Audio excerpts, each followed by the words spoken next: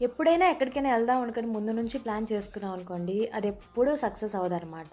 అది అప్పటికప్పుడు అన్‌ఎక్స్‌పెక్టెడ్‌లీ అనుకుని ఎళ్ళిపోతే అవయిపోతాయి. ఎప్పుడైనా మీకిలా అయిందా? ఈరోజైతే మేము లాంగ్ వీకెండ్ వచ్చింది కదా అనుకోని మార్నింగే అనమాట మూవీకెళ్దాం అనుకోని ప్లాన్ చేసుకొని బయలుదేరిపోయాము. ఇంకిక్కడ మేము ఫాస్ట్‌గా నడుస్తున్నాం. ఎందుకంటే బయలుదేరామే లేట్‌గా.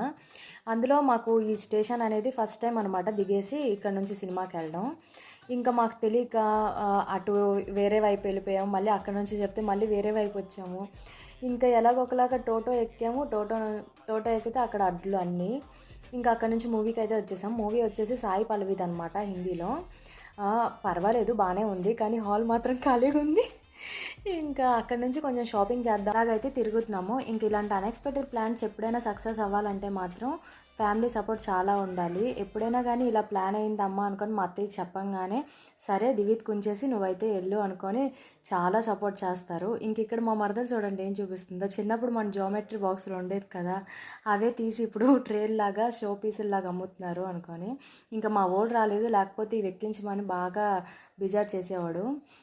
ఇంక అక్కడి నుంచి షాపింగ్ చేసుకొని బయటకొచ్చేసేపాటికి వదిన ఇక్కడ పానీపూరి చాలా బావుండిద్ది అనుకోనైతే చెప్పింది. ఇంకా మనకు ఆంధ్ర స్టైల్‌లో చాట్ అయితే పానీపూరిలో వేసైతే ఇచ్చారు. టేస్ట్ అయితే పర్వాలేదు బానే ఉంది. ఇంక ఇక్కడి నుంచయితే ఇంటికైతే వెళ్ళిపోతున్నాం. వీడియో నచ్చితే like and subscribe. Bye bye.